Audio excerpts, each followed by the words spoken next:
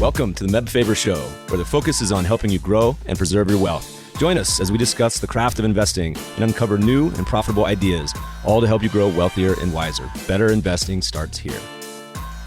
Meb Faber is the co-founder and chief investment officer at Cambria Investment Management. Due to industry regulations, he will not discuss any of Cambria's funds on this podcast.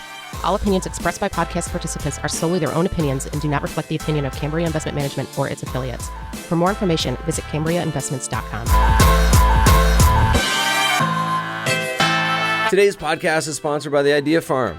Do you want the same investing edge as the pros? The Idea Farm gives you access to some of these same research, usually reserved for only the world's largest institutions, funds, and money managers. These are reports from some of the most respected research shops in investing. Many of them cost thousands and are only available to institutions or investment pros. But now they can be yours with a subscription to The Idea Farm. Are you ready for an edge? Visit theideafarm.com to learn more. What's up, friends? We have an amazing show for you today. Our guest is the founder of Totem Macro, an emerging markets macro consultancy and hedge fund advisory boutique. In today's show, our guest shares her flow-based macro lens for looking at the markets, one she honed at famed shops like Bridgewater and Soros. She says we're experiencing a secular and cyclical regime change that the market is yet to adjust to. She shares why she believes the U.S. is in a once-in-a-lifetime bubble.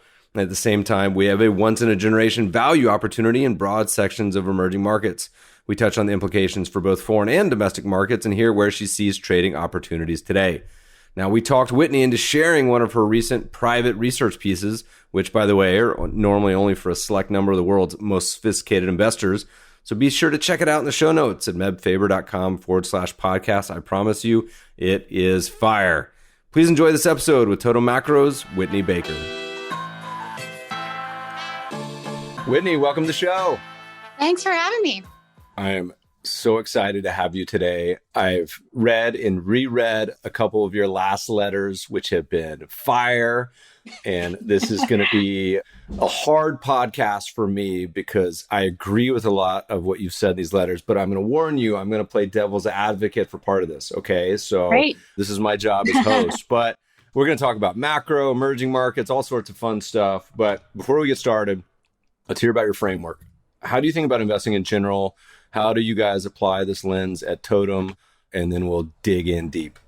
Yeah, great place to start. I think probably the way that we would describe our investment process is to think about macro as a flows-based asset class, cross-asset, and so forth. And what I mean by that is we basically think that money and credit flows drive economic conditions and form asset prices with where they go and don't go and so forth.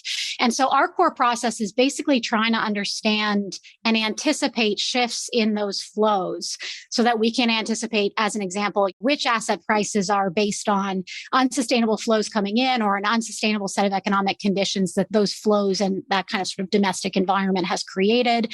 We do that in a way that when I think about money and credit, it's something that occurs and finances every transaction that you have, whether you're buying a car, you either buy it with cash or with a loan or with your credit card or whatever. So it's money or credit there, and it's money or credit in the financial space as well. If you think about money flows into different assets and cross-border flows and so on.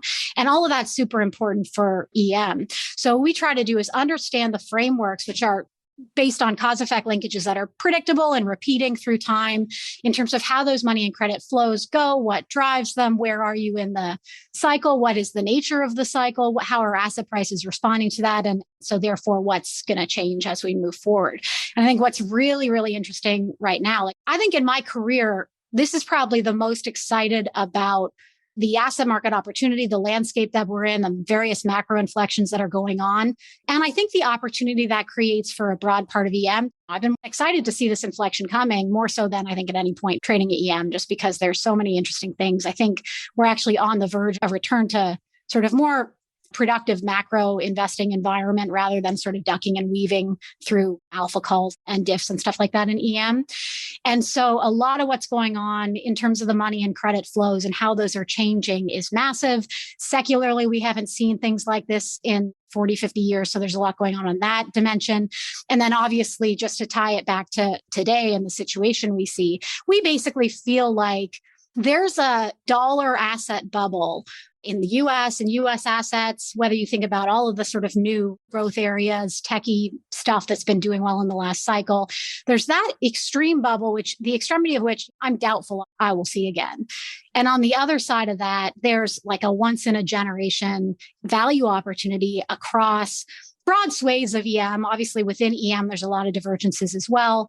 But that kind of dichotomy and US assets having received all the flows in the last 10 years and priced themselves to kind of crazy valuations and predicated on peak multiples, peak earnings into forever. That's unwinding now. I think this year is a good example of that. So that's one of those dynamics of inflection that we're getting kind of psyched about.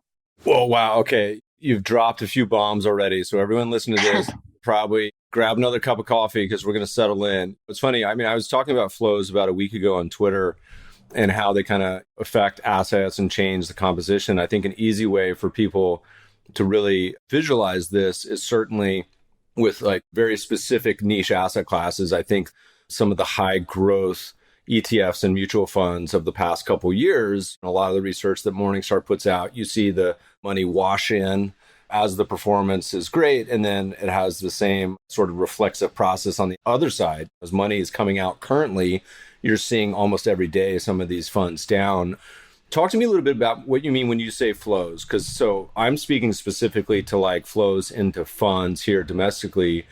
You're probably talking about these giant flows in between economies, or maybe just kind of elaborate what you mean when you say tracking these flows. Are these currency flows? Are they flows across because regions? I don't mean to give the impression that anything we do is very tactical or RB, or you can think about sort of quant strategies and that kind of thing as being flows based in some respects. And that's not really what I'm talking about. What I'm talking about is saying, look, if I could add up every piece of every debit card transaction, every piece of borrowing, this is from the sort of like spender side of things, people who are engaging in economic transactions. If I could add up all of that financing, I could understand every single thing that is happening in an economy, cross borders, by different players, in different sectors, and so on. And really, then when you come to the supply side of money and credit, if you want to think about it that way, all the aggregate financing that's available in any given economy or even just at the global level, obviously it can move around within that, is driven by what I would call base money creation, which is when the central bank creates money. And we obviously have seen a ton of that. And then on the other hand, you've got what I would call commercial bank money creation. And that's basically any lending that is done by any banking system that effectively can create broad money itself through issuing loans and acquiring credit. And so the point is, if you look at something like the broadest reads of money you can get, they will encapsulate what the central bank is doing and what borrowing and lending activity is going on in that economy. So what we want to try to understand is all of those pieces. Where's the central bank money going? How sustainable is that? Why are they doing this printing at such a high degree, yada, yada, yada. And on the private side, it's, okay, well, what flows of capital is this asset or economy or even Chinese property would be a player or sector? Where is the money going? Who's dependent on what? And so as an example, if we've got a global macro view that basically says, look, there are a huge set of divergences in the world that exist today between macro conditions and market pricing in terms of the assets that are usually very directly tied to those macro conditions. Last year, we had macro conditions effectively evolving exactly as we expected, which was your sort of commodity bull run, your growth uptick, your rotationary momentum in the beginning of the year, the cyclical preference, all of that, the big inflation problems, the faster pull forward of tightening, all of that stuff happened, but the assets most geared to it didn't really do much. Like yields didn't move and so on and so forth, even though there's a huge commodity boom. And whether you're a goods exporter or commodity exporter in EM, you had this huge external windfall. EMFX was flat.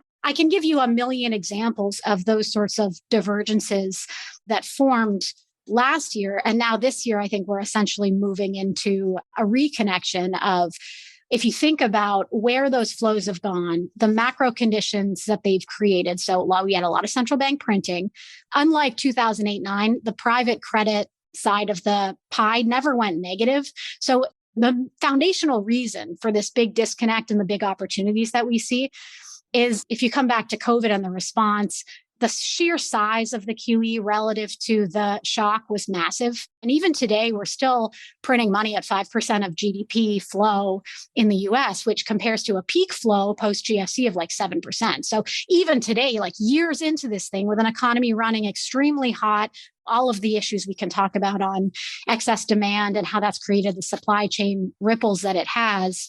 With all of those things having happened last year, you've got this big QE, you've got no credit contraction, you now have a credit acceleration. So again, broad financing is expanding at this sort of unprecedented pace that people have pointed to and talked about. And I think probably one of the biggest foundational differences that's important to get is that when the Fed is just doing QE as an example, tracking those money flows, where are they going? They're generally buying bonds from either banks or private sector players who are financial investors of some kind. Those guys take the bonds, put it into some other financial investment. It can create this sort of disconnect between asset pricing and the economy, but not really much by way of broad inflation, particularly like back in 2009, because it was just offsetting a huge deleveraging pressure. So this time that's different. Now you've got the coordination, sheer size of the QE, the coordination between that and the fiscal transfers, I think is a very important thing. So fiscal stimulus has been just like appallingly large. Like they've massively, massively overreacted. And we can get into the numbers on that. But the point is, when you mail the entire population 15% of GDP's worth of stimulus, there's no economy or supply chain in the world that is cued to expand that quickly. And so what that means is you're giving a lot of people a little bit of money and they're going on spending it on things in the CPI basket. So you need a lot of people to do things to create broad CPI. And that's why we've effectively had this issue where it's too much financing. It's going to a different set of actors. Those actors are spending it on goods and other consumer products. And now we've got this investment boom follow on, which is only increasing the demand for goods further and borrowing further and so on. And so we've really like set in motion this chain of events. I've kind of gone on a tangent here, but that's what I mean when I say we think about those flows. Now, in different cycles, those flows go to different geographies, different sectors, different players. There's a different nature of each cycle that happens. And if you think about when these cycles get to their logical extreme, so coming back to what you were saying on the retail side of things, at the tail end of these big, long booms and cyclical expansions, where like if you look at the US, it's been one of the only two markets, US and China, post GFC, that was really able to re-leverage, get its house in order, clean up the banks sufficiently, and get out of it. And the rest of the world has been in it deleveraging more or less for the last decade. And so you had this US exceptionalism dynamic. And it pulled all the capital out of the rest of the world into US assets. It made US assets extremely overvalued. When COVID happened, the money printing that the US responded with then pushed particularly US retail investors into that market. And that's why you got some of that really frothy, like blow off tops type stuff, like you're talking about in the really sort of loss making tech and the frothier stuff, which really just cannot bounce here at all. And so that it's set up this extremity of asset valuations positioning being already pretty much as high as it can be in US assets, both from a global standpoint and in terms of local risk positioning. At the same time, the conditions that would enable like a disinflationary tech secular type of boom like we've had, macro conditions that favor that are long since dead. And so we're kind of in this weird mid-cycle transition now where we think the next global upswing is basically going to be much more driven by classic sort of cyclical growth, old economy, parts of the EM value sphere, all of that kind of stuff, inflation, hedge protection, all of these dynamics. And yet the markets still today, if you look at the break-even curve, if you look at where the dollar's trading, if you look at even economist expectations of where growth is going to be and where fiscal is going to be and so forth, it all looks exactly like what happened from 2009 to 2012. Essentially, the market is cued to the last cycle, and this is a normal dynamic. And it takes a while to get the losses that we're seeing, I think now, we're starting to see now in these assets.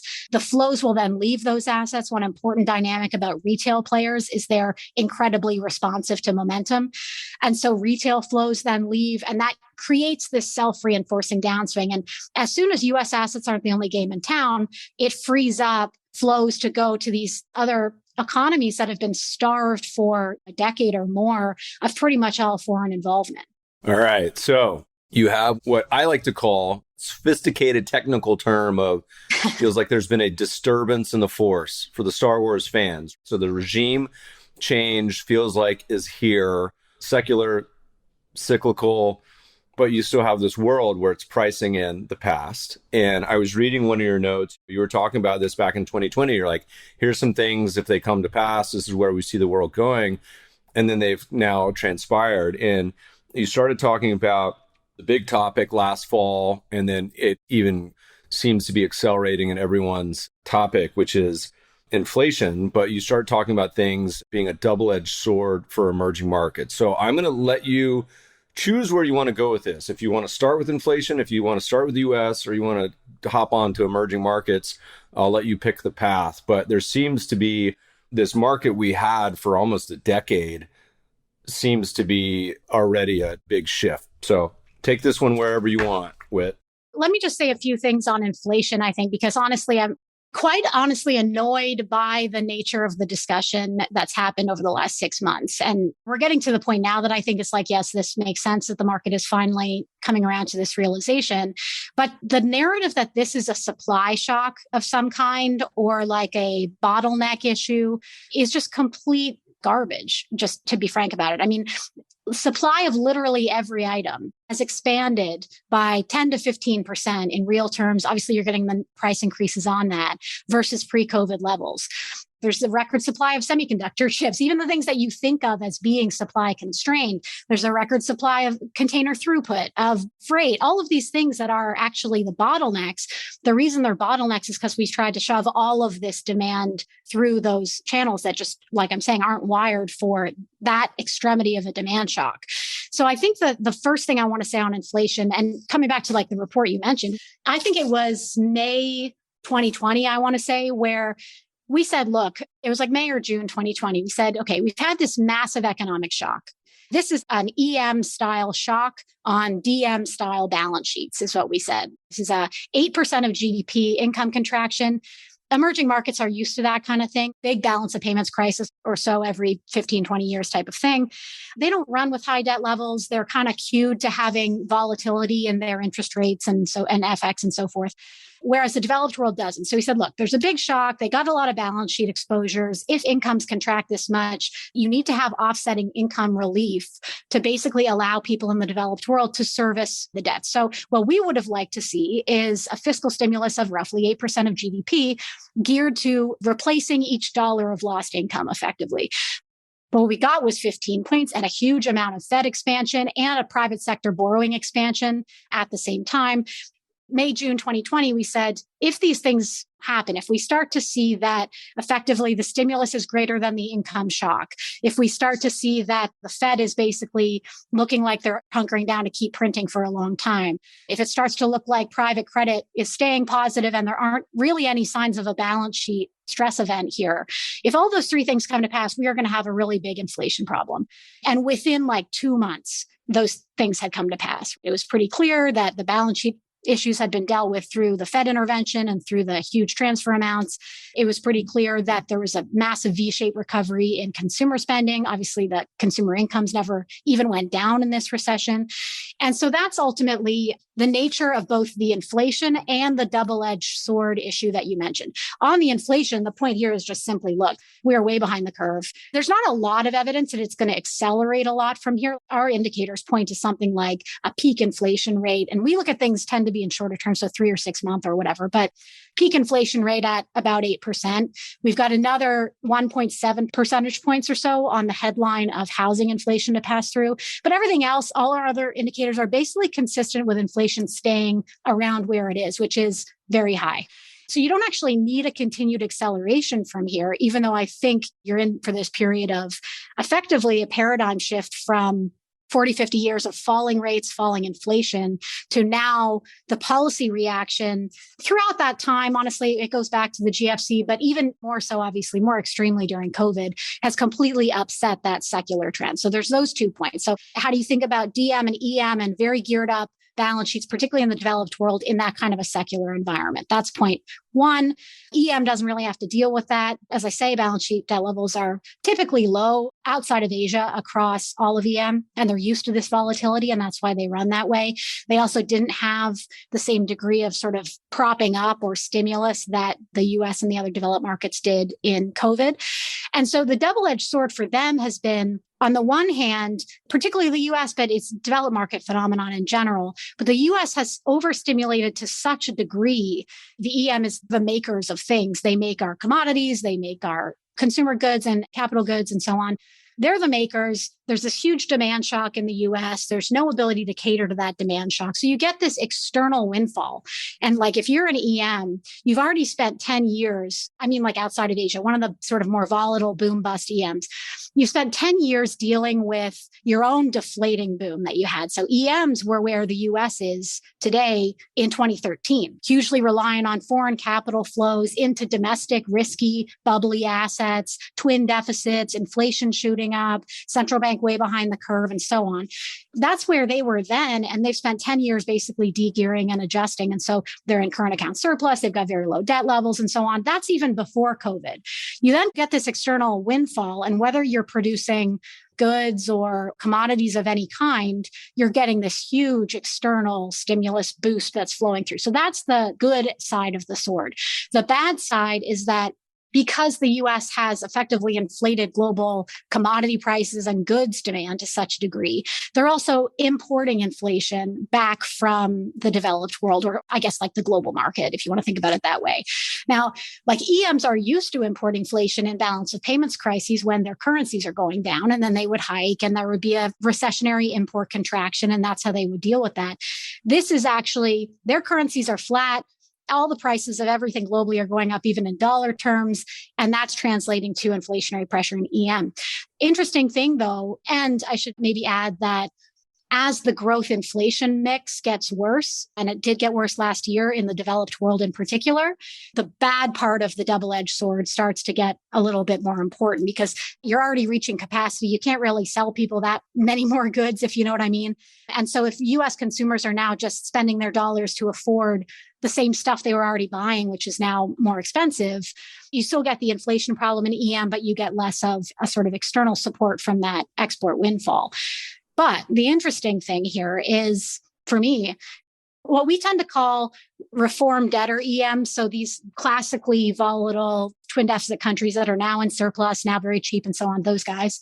Essentially, those guys were already in a position of external and domestic strength and balance sheet adjustment coming into this.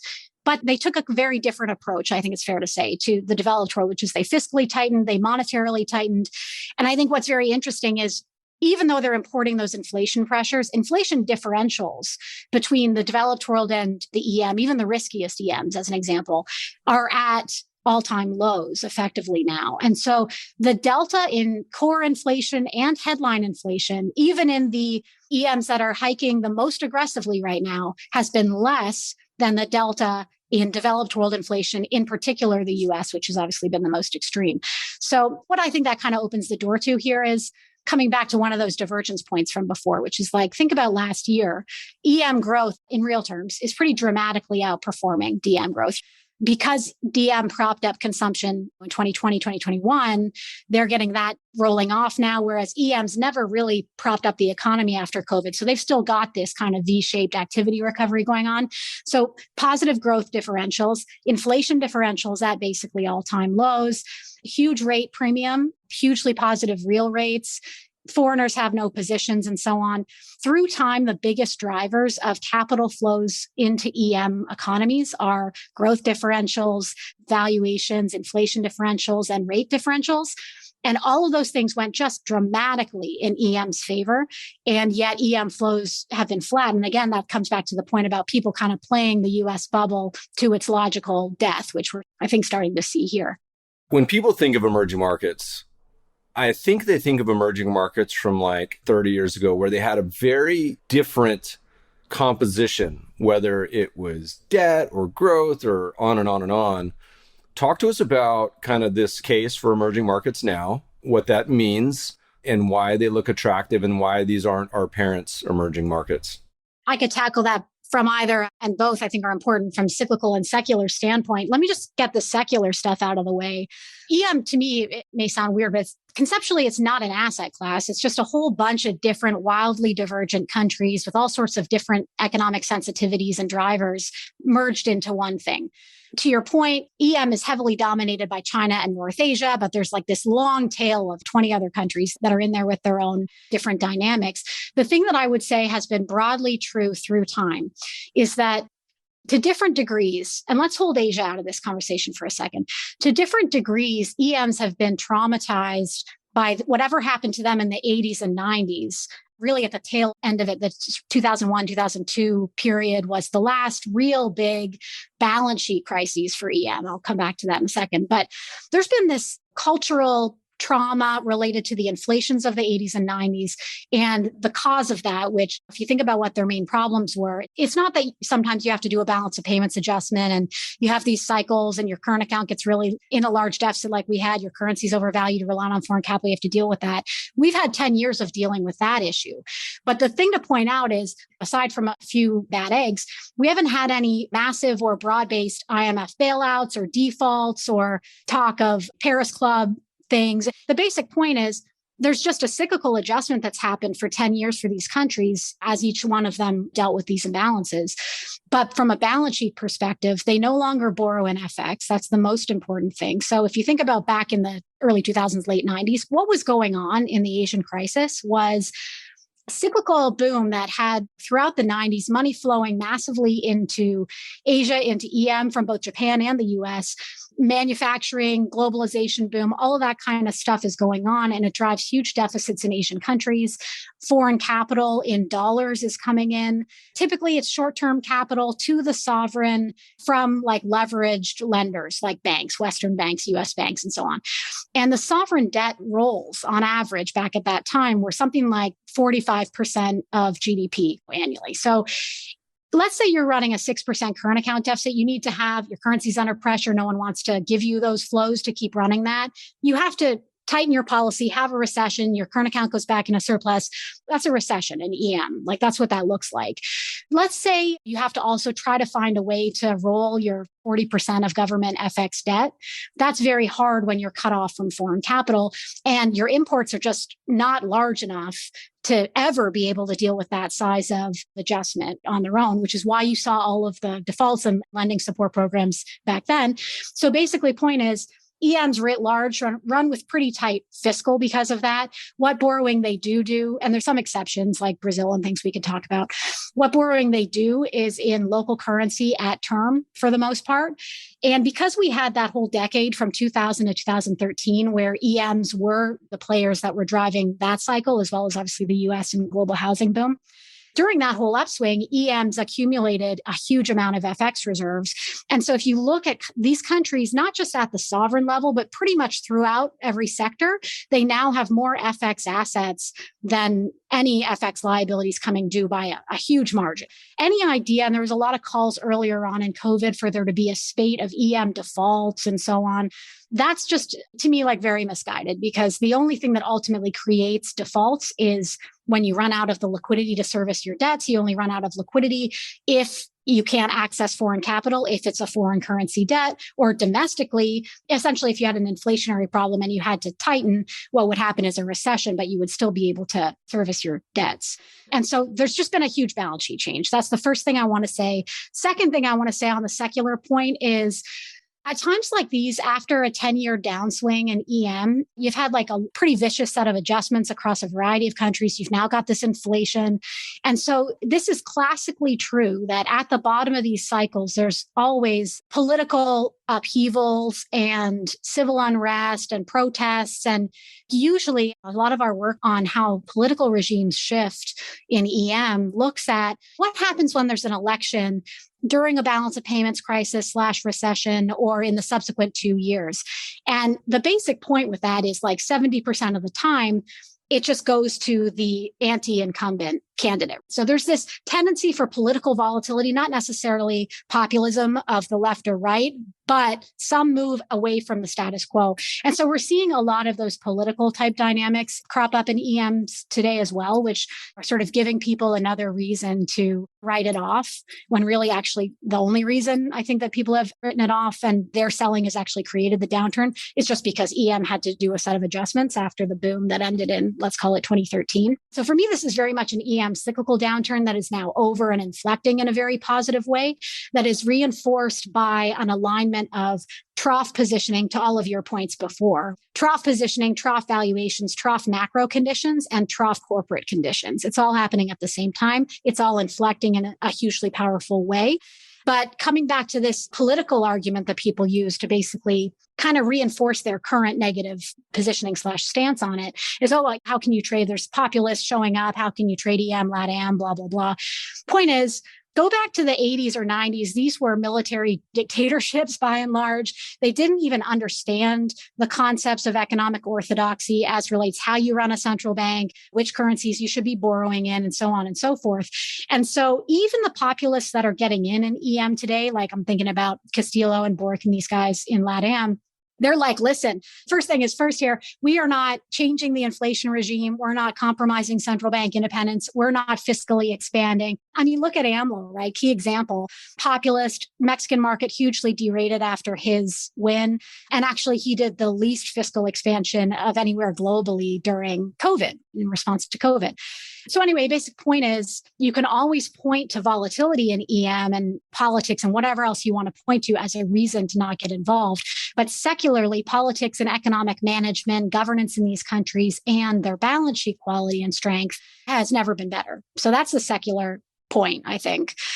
On the cyclical point, I think really this comes back to the previous discussion, which is like, buying the dip in a boom and arguably a bubble in US tech and other frothy assets in the US, you've had this very long upswing and very long gradual cyclical expansion in the US, culminating in this bubble. People are used to buying it. It's worked for 10 years for a lot of people in the markets, the new entrants in the markets today. So like the millennials, through all this, the retail story and all that. There's not really been a lot of trading through downside and understanding the dynamic of how cycles work. And because that cycle was so drawn out and so long, it also meant that the EM adjustments that the Fed tightening cycle in 2013 ushered in took a long time to kind of play themselves out. Let's call it 2011 to 13, you started to get the peak in people who were particularly reliant on high commodity prices. They started to fall. Bond inflows from QE started to slow. And so you're starting to get EM adjustments in those players who are reliant on those things, Indo, South Africa, et cetera, from 2011 to 13. The oil guys went in 2014-15 when the Fed actually tapered and started to hike. The dollar surged, oil collapsed, and Russia, Brazil had massive adjustments and so on. And then it kind of just progressed through. Mexico was 2016-17, Turkey 2018 through now, RG obviously 2018. Anyway, point being that there's been this long drawn out spate of external withdrawal that has forced these countries to cut their spending so that they can basically deal with that imbalance. Meanwhile, all of that global withdrawal that was driven by the combo of Fed tightening, and so the US having, for the first time, really, the world's reserve currency having premium interest rates versus everywhere else. That's unusual. So that combo, and even though it was weak growth, US did better at secular growth, like the tech dynamics and so on. All of that pulled capital into the US. And when the Fed started to hike and deal with that, when they got liftoff coming out of GFC, what was the bubble then? It was effectively EM. So what got disrupted? The flows into EM. So EM assets were the ones at that time that were pricing these unsustainable cyclical conditions, becoming hugely dependent on foreign capital, record high commodity prices, all that kind of stuff at a time when they were the least attractive destinations for that capital. And their currencies were overvalued. Their rates were low and very negative in real terms and so on and so forth. My point is, cyclically, that whole adjustment process outside of Asia has happened. And on top of that, you're getting this huge extra export uplift that has pushed a lot of these countries into extremely high trade surpluses. And so you got a lot of innate currency support from that. And so I think basically the point is, when the US sort of everything bubble dies, so does the dollar, because the flows actually that went into the US equity bubble and US risk assets in general in this cycle. And again, because of that positive rate gap, there was some fixed income flows into the US as well. Those flows ultimately created the overvaluation of the dollar. And so now you're at a situation like you were, by the way, we've had these weak global US exceptional type cycles in the 1920s, in the 1990s, in this decade. And so it's a similar dynamic every time where foreign capital into like the only assets that are doing anything pushes up those assets, pushes up the dollar, it gets overvalued. And then ultimately it sets the stage for unwind and reversal, just like the unwind and reversal we had in 2013 for EM. So I guess the final point there is we're really excited about this year's market action in this particular respect. One of the other narratives on EM is like, oh man, we're going into a Fed hiking cycle. And how could you possibly have any exposure to EM in that kind of an environment? So first point is, as soon as the US outperformance, tech bubble, disinflationary, secular growth type assets unwind, so does the dollar. So that's a hugely supportive tailwind for flows coming out of this stuff and going back into assets in the rest of the world. And so we've expected that. And then I think the thing about the action so far this year is basically we have, like if I'm synthesizing what we're playing for here, it's three things. It's that, like I said, everything US bubble ending, and with it, the support for the dollar. So you get dollar cheapening, flows coming out, et cetera, and that helping EM on the flow side of things. We're playing for inflation hedge protection because of all the things we've talked about. And by the way, EM assets and all our work in cases of high US inflation are the ones that do best because of their commodity gearing, innate sort of inflation protection. And because, to be fair, every one of those inflation cases is a very dollar bearish outcome. The dollar is not a good asset in an inflationary situation. So we're playing for the inflation hedge assets and the rotation that comes with that. And like I say, the return of flows into EM. So far this year, what's been very interesting is effectively it's played out along those three dimensions. So asset perf so far in January is basically lining up exactly with the ranking of how different assets globally perform in inflationary environments since our data shows since 1960 or something, all the different cases. And so that rank ordering this year is one for one in line with how things look when inflation becomes a problem. Secondly, it's shown that the dollar unwind has gone hand in hand with the fates of the US equity market and particular equity underperformance in that bubble unwinding. And thirdly, coming back to the key point, I think on the cyclical is it's shown that that's been driven by this yield move in the US and rate expectations catching up with finally people being concerned about inflation. So a big pull forward of US Fed hiking expectations, a big move in US yields. And yet EM commodity producers are the best performing currencies, bonds, and stocks this year. That narrative about in a hiking cycle, you can't do X. Whenever there's a narrative like that, it usually lacks historical perspective. It's usually geared to the cycle that just happened. So people are saying you can't invest in EM because in 2013, there was a hiking cycle and EM did badly. My point is, every hiking cycle the Fed does pops a different bubble that it has created in the easing cycle that came before. And so what you need to think about is like, which bubble is going to pop here? Where are the flows currently going that will get disrupted by this tightening? And I'm telling you, it's not EM. And that's why this year in the risk off, we've had 8 or 10% dollar returns in EM commodity producer stocks and so forth. That was an awesome comment you just made. I love it. Everyone's always fighting the last battle. And so you mentioned late 90s, you had a lot of the dot-coms, obviously 2007 into the financial crisis, ended up being housing, et cetera. One of the common criticisms, and by the way, your former employer put out an amazing report that touches on what you talked about. I post about emerging markets on Twitter, and invariably, I'll get 50 responses that just show U.S. versus emerging market performance since 2009. And I said, you're literally making my point. That's what I'm talking about is, yes, the U.S. has creamed everything this past decade. It happened in the 90s. And I think you said before that, it was like, what, the 1910s or 20s? That whole roaring 20s dynamic was like the rest of the world's falling apart. Obviously, Europe is dealing with post-war inflationary chaos. All of the flows are coming into the US because it's the only thing that's doing anything. And again, you had a long upswing, which then culminated in a retail frenzy. And what was actually really interesting about that is not every cycle is a bubble, obviously. Sometimes you just end up with a credit cycle that then inflects when they tighten and you get a normal sort of garden variety recession. The US ones have been bubbles. US exceptionalism was a bubble in the 20s, a bubble in the 90s, and a bubble today. And what's interesting is they always follow the same kind of, even like internal breadth indicators and things like that. Like what happened in 1928 was the Fed was hiking aggressively. Commodities collapsed because they sort of sniffed out that global growth and inflation would be impacted by this.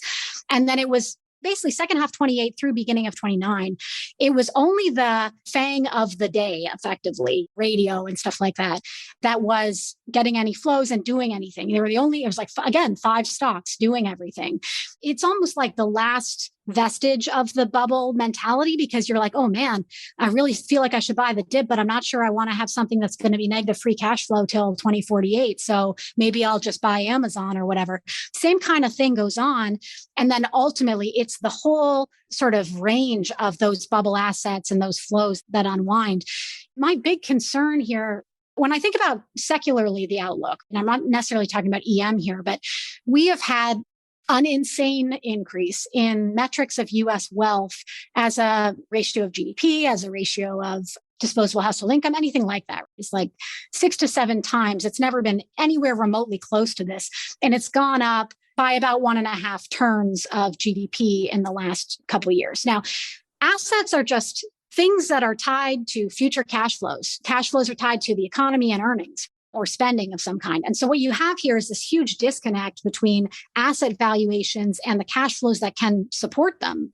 And when you think about a stock, let's say it's trading on 30 times earnings, whether earnings grow 10% next year, like they grew 10% last year or whatever, when you're just trading at such an expensive multiple, the earnings themselves are not really the thing that becomes attributionally what drives the stock volatility. It's changes in that multiple that drive much more of what's going on. So anyway, ultimately you get this unwind, and when the bubbles pop, I think this time around, my main concern here is there's going to be a lot of wealth destruction.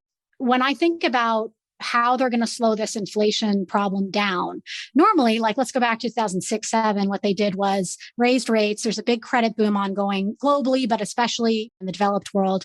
And they raise rates and then values start to fall. So house prices start to fall, credit rolls over, and this whole borrowing cycle ends. And that's how normally hiking brings about the end of the cycle and disinflation. This time around, this isn't a credit-driven thing. This is like lots of money being printed, lots of checks being mailed to people, $2.7 trillion of which are sitting there unspent in the excess savings that everybody talks about in the US. And so there's a lot of dry powder to go. This hasn't been driven by credit. It's been driven by money and fiscal. Fiscal is going to be higher through the cycle than we've been used to. And it's very difficult given the polarization for any kind of fiscal retrenchment. And so it's hard for me to see how through the normal channels of like moderate rate hikes, we actually get a meaningful slowdown here other than through wealth destruction. And that recoupling of huge asset values with the economy, and therefore things like the market cap to GDP or household wealth to GDP, these sorts of crude reads sort of go back to something more normal. And it's through that channel that you actually get a reduction in spending and so on and so forth. Because if anything, credit is accelerating. And I think that's natural because you're getting such a massive investment boom. So there's a response that's going on now to the first round of inflationary problems, which is perpetuating the inflation, which is obviously the labor market and wage gains and the CapEx boom that's going on. All of that's just more demand for goods and labor right now, more spending power for labor, and it only actually gets disinflationary later on. So that's really starting to come in now, and it's offsetting any fiscal drag people are talking about. Plus, you've got this dry powder issue. So anyway, for me, globally as investors and also just as a society, how we navigate the challenges of dealing with the shifting inflation and interest rate paradigm, secular change there, huge debt levels, assets that are extremely expensive and probably not offering you decent forward returns in the US in particular. How does that whole thing play out in a benign way? It's very hard to see. One of the comments that the EM critics often come at me with is they say, this is just a dollar play. You have to have a dollar bear market for EM to do well. Is that a requirement or is it more of a tailwind? Because one of the cool parts about your report, you drop such incendiary terms like US is the new Brazil. And I don't think you're talking about soccer, to be clear, that our soccer team is on the up and up because we still sort of... I wouldn't know. Yeah, we still kind of stink. But currencies really confuse people all the time. And is this something that like we have to have a US dollar bear, or is it just actually like something that would be a tailwind to EM? How do you think about that? And let's hear about the Brazil comment too. On the currency dynamic. Firstly, it depends, I would say, what asset you're talking about trading in EM. But then secondly, I think there's a number of ways to kind of think about where we are cyclically, but how a weak dollar even benefits EM. So I think a lot of this idea or this narrative, in a generous interpretation, you can say, look, obviously, if you're trading EMFX, it's helpful if the dollar's going down. That's just like an obvious point. It just helps returns mechanically because it's a zero-sum asset class. Probably a more informational level. I think this also anchors back to people's concerns about EM balance sheets, the thing we talked about before, which is like people have this view of EM as always the ones that are out borrowing dollars and they're borrowing it short and they don't have enough assets and they can't cover and they've got all these solvency risks and yada, yada. That's the narrative. I think that people haven't quite internalized the shift there. And so when I hear people talk about you need dollar weakness and so on, a lot of it relates to the balance sheet, what they think EMs need to do to be able to service their balance sheet. Now, on that dimension, I would say the value of the dollar has absolutely no bearing at this point because, as I say, they're actually all net long dollars. They have more assets to use to service their dollar liabilities than liabilities coming due. And so there's just not, it doesn't matter what the value of the dollar is or what the availability of dollar capital is for that specific purpose.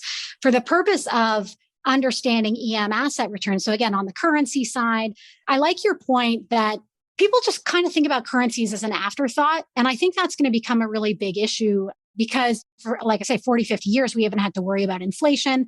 Inflation and rate volatility goes hand in hand with FX volatility.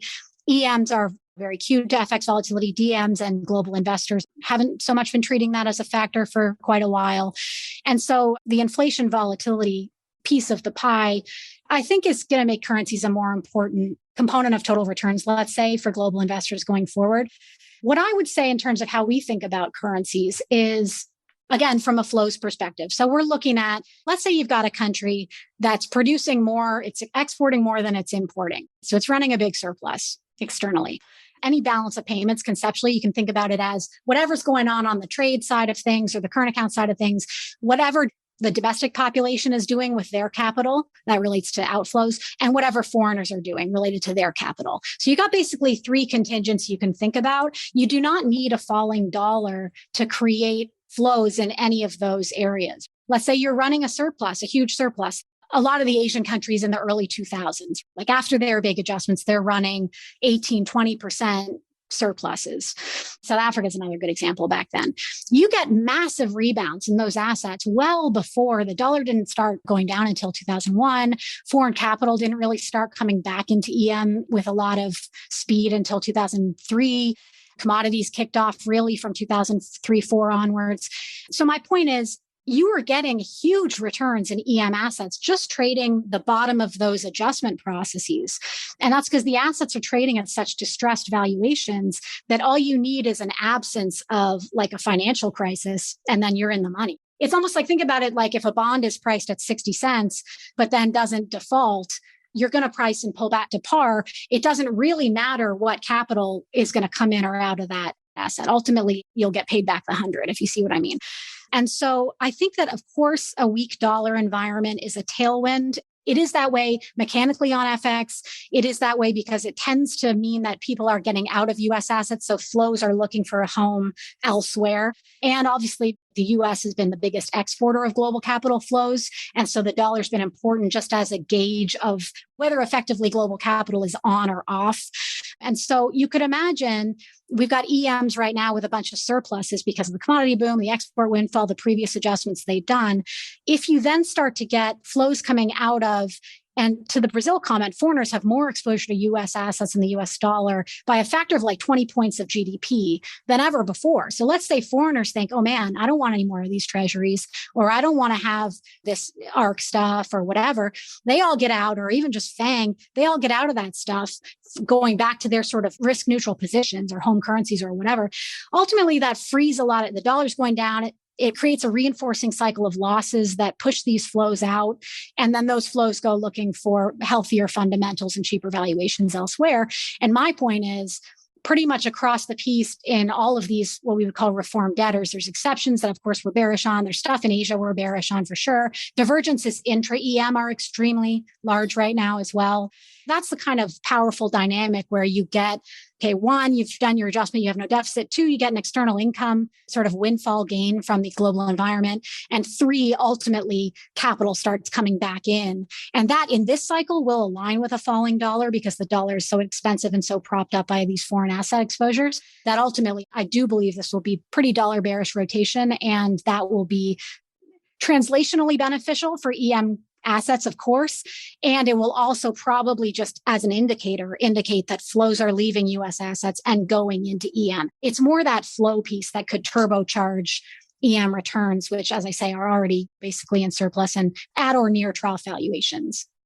Go with the flow. It sounds like good advice for anything. Whitney, as we talk about EM, there's a giant elephant in the room, maybe a giant panda would be the better way to describe it, which is EM is just not one thing. You mentioned earlier, it's kind of this amalgamation of countries that look very different. China obviously has a big footprint, being one of the biggest parts of it. But at the same time, India is not China, which is not Russia, which is not Colombia, which on and on. How do you kind of distinguish between whether it's regions or countries? And are there any particular areas within EM that you think are particularly attractive or that maybe you would tilt away from?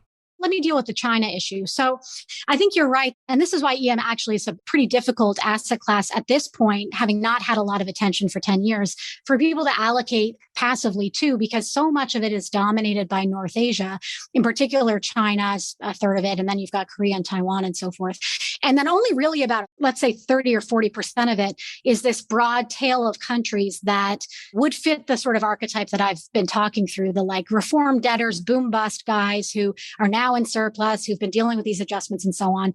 They're in SAMEA and LATAM and so forth, and come back to that. But in terms of the process, I completely agree with you.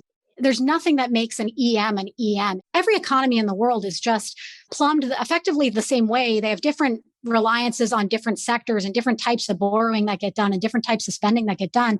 But at the end of the day, when rates go up, borrowing's going down. That's a linkage that you can apply in any country through time, and it works the same way. There's different linkages that matter more in richer economies, and there's different linkages that matter more in developed economies. But fundamentally, the machines behind how these economies work are similar. So for us, it's just a process of analyzing the global dynamics and what we expect to dominate there, and then rippling that down vertically through the particular country's own domestic conditions, policy parameters and flexibility, valuations, the foreign flows there, and stocks of exposures foreigners have they're reliant on, domestic credit cycles, all of the different bits and pieces, applying and plugging them into this sort of flows-based framework that we have. I'm kind of explaining it in a conceptual way, but we systemize and look at all of these linkages and maintain all of these sorts of indicators and artifacts across all of the countries and assets that we cover, which of course is like all macro assets and across these 20 liquid markets. And so that's how we keep track of all of those dynamics going on. And so maybe to tie it back to like a specific example, we were talking about before when the Fed taper happened in 2013 and that kicked it all off. You had different countries that fundamentally had some similar characteristics. They were commodity producers, they were running deficits, and they were receiving foreign capital into their bond markets. They were overvalued. And so you can look at countries that are different and say, oh, but they have these similar sensitivities. Okay, so if I think that, let's say it's a question of, do I short Brazil or do I short South Africa here? Similar countries, similar dynamics at that time. We can then say, all right, well, what is it that's going to make Brazil hit the wall versus South Africa hit the wall? And you can see at the country level, okay, well, what's actually going on here? Back then it was foreign flows into the South African bond market in local currency. That's going to be very sensitive to taper and a movement in quantitative easing. On the other hand, you had Brazil, which was basically issuing dollar credit and had an oil production tailwind going on. And so Brazil didn't hit a wall until dollar credit related to oil ended, which was like 2014. So it's trying to tie the overall global picture with how we think about money and credit frameworks and the particular reliances and sensitivities that individual markets and the assets within them all have. We integrate all that, come up with the most compelling trade views that we can. So the highest risk reward, concentrated punchy positions where we think we can make a ton of upside. And even if we're wrong for a little bit, let's say at a cyclical peak or a cyclical trough, because so much adjustment has been done and foreigners have reversed their previous, whether it was buying or selling to such a degree, or even now in tech, it's like maybe it goes on a little bit longer at these extremes, but fundamentally the asymmetry on the risk reward side is pretty acute.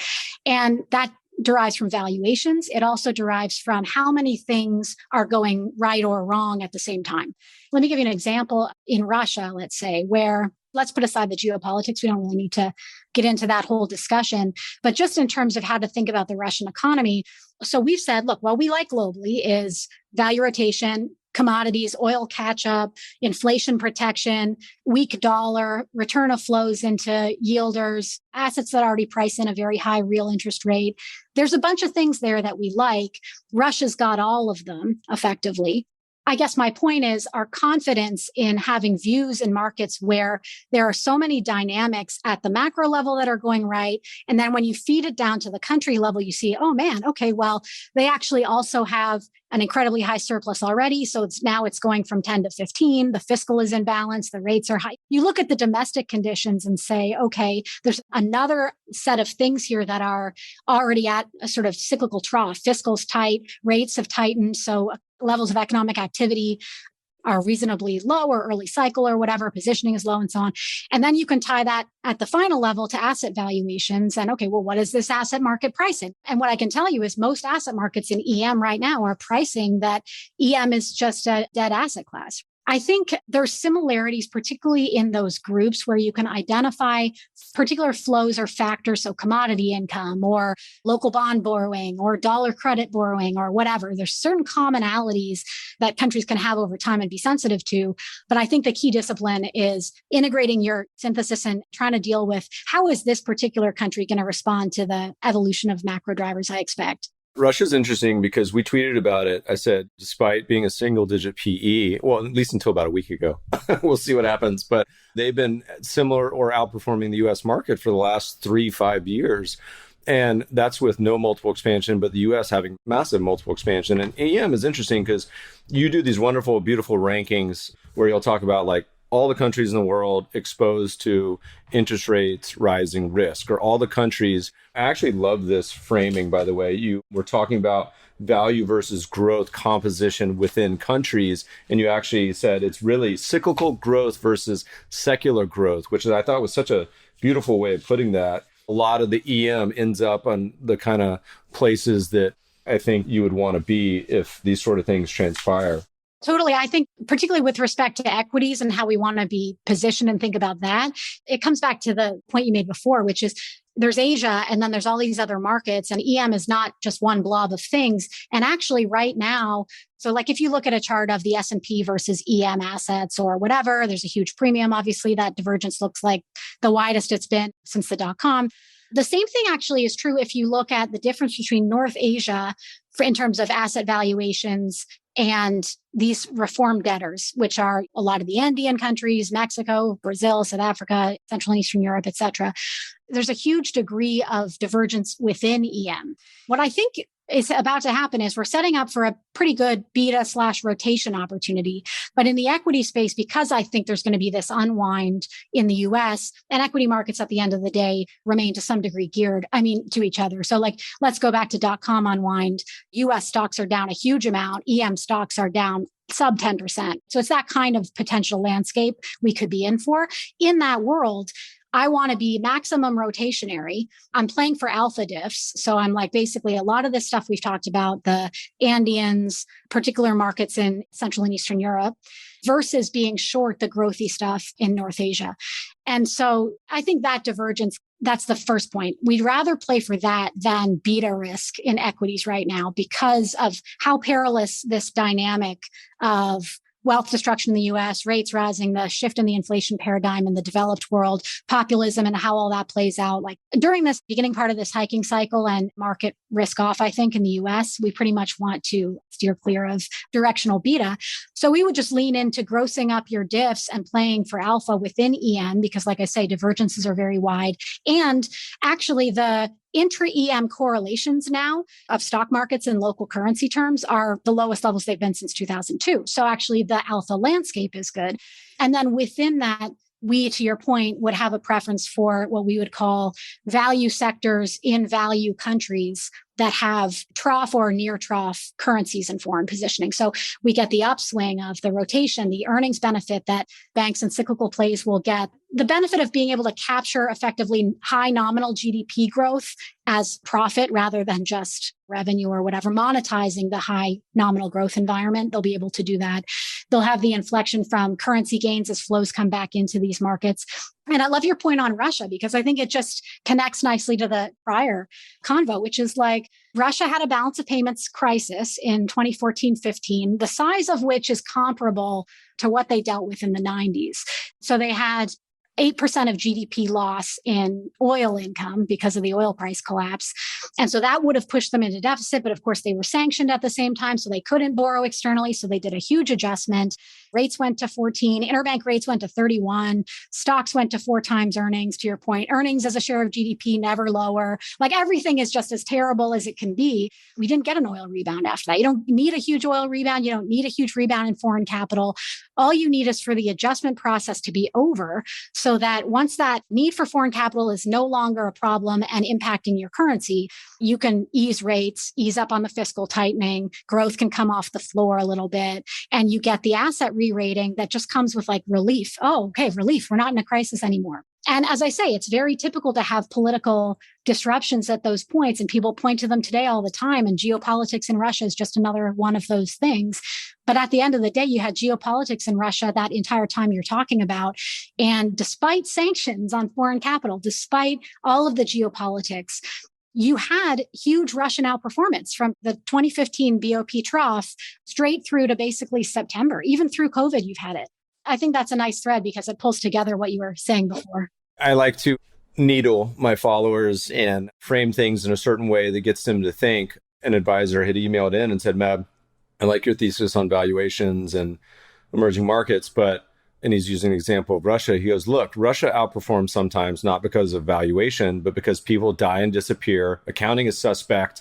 Property can be seized by Putin, liquidity, et cetera, et cetera. I took his email and I responded and I just edited it. And I said, maybe my devil advocate response may make you think a little bit. I said, perhaps the US outperforms sometimes, not because of its valuation, because people die and disappear. And I said Epstein in parentheses. Accounting is suspect, Enron. Property can be seized by the government. And I said, this has literally happened across the street from my house. If you Google Bruce's Beach, liquidity, flash crash, et cetera, et cetera. Even the arbitrary treatment of capital during crises, like Washington Mutual, why were the bondholders let go? Whenever something happens in EM at one of these troughs, that seems to cut across the grain of what people want to see who are already bearishly inclined and so forth. There's this EM, oh, it's dead. It's never coming back. It's all over from here. The reality is like Russian assets, Russian stocks trade in a multiple range of 4 times to 8 times. Okay. So the point is there's a few reasons behind that. One is, yeah, sure. China, Russia, terrible rule of law compared to pretty much any other market in EM. Systematically, if you look at this through time, the bigger driver of the Russian PE discount is that it has the highest economic growth and inflation volatility of any market in the world. So if you think about investing in stocks, you would pay a higher multiple for steadier earning streams. You can take that logic and apply it to Russia. But the reality is going from 4 times earnings to 8 times earnings, you can still double. And the thing about Russia and EM in general is you've got these structurally high returns in terms of profitability. You've got extremely high capitalization levels, valuations of like, as I say, 3 to 4 times today across many of these markets, and yet no external or balance sheet fragility, surpluses, no inflation issue, which is much less bad than the US and the developed world in general. tightening that's already been done to deal with that inflation proactively. So like my issue with the US and what's going to happen here, what has been happening is you point to problem children in EM, but it's the developed world that has turned out to have peronist monetary and fiscal policy. They're the ones with these deeply negative real rates, twin deficits, printing and spending and so forth. So it's the EMs who have been, even if you don't like their leaders or they don't say nice things or there's geopolitical tensions or in a level sense, there's always going to be a discount on Russian equities, which is probably true, that the cyclical dynamics don't mean that you can't generate huge amounts of return just like you did in the 2000s upswing. All these things were true, have been true in EM for a long time in a level sense. So why point to like a secular thing that's existed and if anything gotten better, which is economic and administrative governance, take that thing and then point to it cyclically and say, okay, I'm not going to buy the cyclical trough. Like that doesn't make any sense to me. You make the most money at either end of those cyclical inflections, whether you're shorting unsustainable booms or you're buying unsustainably distressed assets after one of these adjustments. I think it's a great point when you talk about a lot of these markets where this quote blood on the streets, but they get to be so cheap. It's not that you need things to go magically so right. You just need them to not go terrible. And so many conversations I have with advisors and investors, and they say, Meb, I don't know what to do. The US market, I hear AQR, research affiliates, or GMO, all these huge investors say that even Vanguard, before Bogle passed, he's like, I expect US stocks to do 4% nominal. This is, I don't even know, 50% ago or whatever it may be. But it's low expectations. They say bonds yield nothing. There's nothing to do. And I'm like, what are you talking about? You look at emerging markets, some of these funds, the value funds yield 5-6%. Some of these, like when you're talking about some of these Russian stocks, are so stupid 20% cheap. yields plus. 20% and yield. Secure cash flows. All right. A couple more questions. I'd love to keep you all day. What could go wrong? So as a good analyst, you've been through the cycles. You know that every portfolio manager, investor in the world has to think about the opposite case. And despite this being a pretty hard, obvious bull case, this is like a high school level debate class. I'm like, all right, Whitney, sorry, you got to be on the emerging market bear side. What could theoretically go wrong to potentially derail or delay this thesis?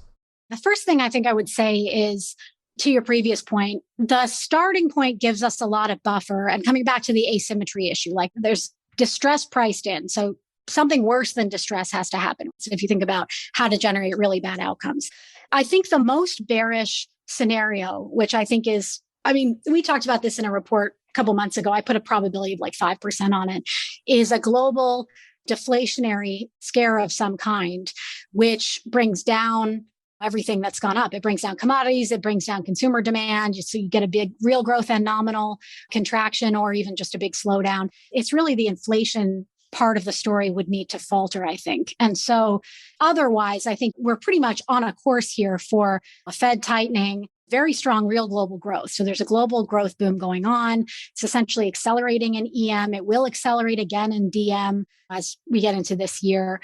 And so we're in a pretty good environment from a growth standpoint. Yeah, sure, the mix has gone to more like every dollar spent 75 cents is on inflation or affording the same thing you were buying before. 25% is on buying more stuff. So you got a bit of a deteriorating mix. But I think the unwind of all of that, it's hard to understand how it would play out because you'd have to then kind of piece it together with what the policy response would look like. Because it seems to me we're going to get a hiking cycle. I think the biggest questions are, is there just enough rapid supply that can come on stream somehow, or something that unlocks bigger supply expansion than we've already had to bring that down? Or is it going to prove to be the case that the rate hiking cycle, the economy is very sensitive to that and we end up overdoing it or whatever? Something like that, I think. But even in that scenario, that would be like a global risk off event. Foreign capital would not go back to EM. Commodity incomes would fall. EM earnings would fall, but so would earnings obviously everywhere else, probably more so. DM economies would be much more geared to that kind of environment, I think. Potentially a weak growth problem, some destruction of wealth having created a growth slowdown, that type of idea. In that eventuality, it's like people sell the assets that they own. If there's a de-risking, you have to have the risk to sell. And no one owns anything in EM. Almost to your point, they've withered to markets that are incredibly small. In a lot of the markets we like, foreign involvement in their entire stock and bond market in local currency is 5 to 10% of GDP. It's just nothing. So it's actually, I think, very difficult. You can get acute periods of weakness because foreigners can sell very fast, but they just don't have very much left to sell. So you can't really get a prolonged, like we're not going to see another 10 years like we've had in EM where you go from record foreign dependency and record overvaluation and positioning.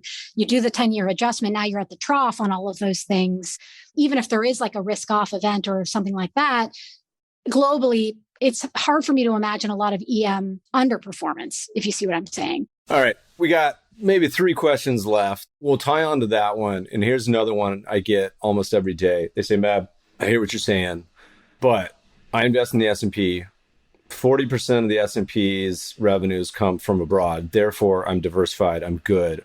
I have all my money in S&P. How would you respond to that? They think the revenue diversification gives them the portfolio diversification of foreign and emerging. So I think that's probably not going to work because at this point, it's not the earnings that matter. It's not like whose earnings streams you're exposed to. Like I sell some cars in China. It's what multiple is my stock trading at because everybody in the world has bought S&P index futures or whatever. People talk about this all the time with respect to tech. Oh, yeah, but Amazon's still going to exist in 10 years. They're still going to grow earnings X%. Yeah, it's like, yeah, of course they are. Like Amazon existed at the peak of the dot-com bubble too. They just went down a lot after. So it's more of that, the valuation correction that needs to happen here has been propped up by both that insane amount of domestic flows that have been created, but also foreigners seeing that for 10 years now, that the US and earlier on China were the only games in town putting all their money into it. So I think when you think about diversification, there's a lot of different ways to think about that. You should have as much of it as you can, I think, while concentrating in some of your higher conviction alphabets. But when I think about it, it's like, okay, I want to have exposure to particular markets that benefit from commodities and inflation hedge assets and will be the recipient of these equity flows when they leave US assets and they go into other markets chasing banks because rates are going up or materials or energy or whatever it might be. It's the valuation that the flows create that you're pretty much needing to diversify yourself. I always tell people, I say, actually, your comment is arguing for the opposite. I say, in a world of globalization where most of these countries, by the way, have a higher percentage of revenues from abroad, you should be border agnostic and want the companies that are much cheaper or the ones that you could buy for a lot less. Yeah, it's not that you're playing the earnings stream abroad. You're playing the, oh man, US equities are more expensive versus literally everything else in the world than they've ever been. So you want to play the actual PE multiple abroad effectively. All right. So let's say a giant institution, maybe not giant, let's say a $500 million institution listens to the Meb Faber show. They say, I love Whitney, ring you up and say, we're going to subscribe to your research offering. Make some room for us. I know you're full up, but we'll squeeze in. Maybe this isn't specific to this one. Maybe this is just broad generalization advice. Someone comes to you and they say, all right, how much EM should I include in my strategic allocation for the next decade? I'm a traditional 60-40 US only, plain vanilla shop. We're thinking about our endowment. We got a long-term time horizon. How much is a reasonable amount? The first thing to say is, by and large, I mean, we got a tail of institutional types. By and large, we deal with a lot of macro CIOs and their teams, and they're doing more of the trading in and out of particular assets within EM. We do have some endowments and institutions as well. And so what I would say there is there's not an easy solution. You can say all of it. You can say just sell it all and put it all in the end. It's not possible. That's the thing is it's not even possible. Like to your point before, EM market caps have shrunk to such a degree that it's a really narrow door now on the way in. And that's also part of the argument and part of the coiled spring dynamic. When foreigners start to come in and the market is so small, they tend to come in through mutual funds or vehicles. You get this allocation en masse. And that's why you get these really jumpy price moves on the upside when that whole cycle kicks off. But it's not a big enough asset class for your endowments and your pensions and your insurers and so forth in, let's say, North America to really consider putting a huge amount of their book in it. And the problem is, I mean, they should definitely have, I think, more than they do now. And to the extent they have ability to look for alpha in EM as well. I think there's that whole plethora of opportunities is better than, almost to your point before, like LATAM, the hardest hit of the hardest hit. They're where you actually see some prospect of forward returns, and you've got the inflation protection, or the sort of secular angle here, which is protecting yourself from the issue with rising nominal rates and rising inflation. Because the problem is, for 40, 50 years, these guys have been riding this move down in yields. And that's underwritten all balanced portfolios. So you have, when it's risk off, my stocks go down, but my bonds go up and so on. What happens if the risk off is happening like the 70s or something like that, where it's more inflation driven? And so your bonds don't offer you protection. You have a huge home bias to dollar, which is obviously hugely overvalued in real terms. And as we've talked about, propped up by these flows. Mainly, I think my advice would be to get out of as much dollar stuff as you can, and to try to find a broad range, even to be diversified within your inflation hedges. So like a funny thing last year was that inflation obviously shot up. The whole thing went according to script. Inflation hedge assets didn't do well except for commodities, and yields didn't move. So that's just another one of those disconnects that exists. This year, they're all lining up and going sort of properly, but you'd want to have some other developed world FX. You would want to have some tips and some precious metals and some broad commodities and other elements, EM currencies. And I said before, EM high yield commodity plays tend to be the ones that just are standout outperformers, even absolute performers in those environments. So those are parts of the kind of inflation protection mix you should have, as well as having this other huge cyclical opportunity in those markets. It's just going to be hard to get out when US assets at this point dominate so much of global market cap. There are going to be wealth losses created by the reallocation. It can't possibly happen fast enough, I think, given what's going on with inflation, to actually protect. I tweeted out something where I was talking about a lot of these really expensive stocks in the US. And I said, it feels like one of these moments where you blink and many of these companies are down 40, 60, 80 very quickly. And a lot of them are now. But on the flip side, it's you blink and all of a sudden some of these totally huge drawdown, low valuation. You started to see it in the US with some of the companies last year where the shorts just got incinerated. And people, I think, framed it as a meme world, but a lot of it is just like they're so cheap that it's like kindling where it just totally combusts. All right. 2 more questions real quick. You worked for 2 of the macro sort of like Mount Rushmore shops in your career, which is incredible. Any major lessons learned you picked up from those shops that have really stuck with you and you keep in your toolkit today, whether it's framework, whether it's just ways to think about markets, et cetera? In terms of refining our investment process and how I think about macro investing and running our portfolios, I take a lot away from all of those roles. At Soros, I would say my strategy was effectively running a macro book and a financials long short book. So I started as a financials equity person in EM. And so that sort of naturally brought the money and credit angle to the macro side. I always traded them as macro instruments anyway. And so in that role, I'll give you 2 things. One's very tactical and one's related to process. The tactical thing I learned through that period was, if you have a view on something, let's say you have a macro view, try to be exposed to the thing that's the closest to that view. Like if you like gold, buy gold, don't buy gold miners or something like that. And basically concentrating your conviction views in things that are very geared to those, and then hedging out the stuff that are the risks that you don't have a view on or you don't want to take or whatever, and getting concentration that way.